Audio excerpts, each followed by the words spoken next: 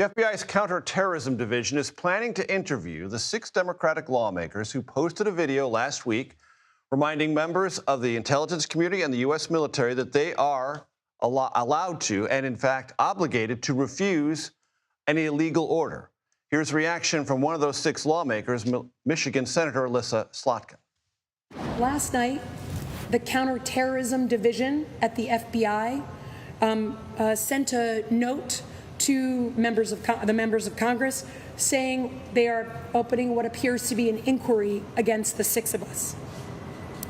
To be honest, the president's reaction and the use of the FBI against us is exactly why we made the video. Nicole Sganga joins me now to discuss all this. Nicole, what is the FBI's actual jurisdictional role here? Yeah, Major, to set the table, and it is Thanksgiving week after all, the DOJ and FBI are exploring any wrongdoing on the part of these 6 lawmakers. Now, this all stems from that 90-second video, but in recent days, we've heard President Trump and Secretary Hegseth label the lawmakers' conduct as sedition. The FBI opens inquiries into potential criminal behavior every single day, but here's why the FBI's involvement here is a little bit confusing, Major. There's no federal crime called seditious behavior. The phrase has really no legal meaning. The closest federal statute, seditious conspiracy, 18 U.S. Code 2384, requires use of force or a conspiracy to levy war against the United States. Now, if that sounds familiar, after January 6th, our viewers might remember that DOJ charged Oath Keepers and members of the Proud Boys with seditious conspiracy for then allegedly orchestrating violent attempts to stop the transfer of presidential power. But if we're going through our legal checklist here, we need an agreement of 2 or more people that conspired and agreed with one another, use of force, not just speech or political pressure, an unlawful objective like overthrowing or destroying the U.S. government. And so far, the conduct that was described in the lawmakers' videos doesn't meet those elements, at least on its face. So it's unclear what charges might actually be involved. Also, Major, it is a distraction from the bigger picture, which is the questions about, are these strikes on drug boats legally justified?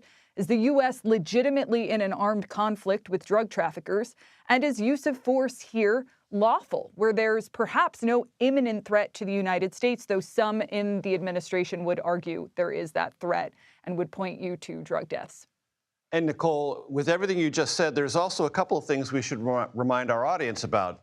There's a First Amendment protection. There's also a speech and debate clause protection from every lawmaker that shields them from certainly civil and criminal inquiries. So again, what the FBI has in front of it is a sort of edict that comes from the Justice Department or the White House, possibly both, but not much of a roadmap to pursue.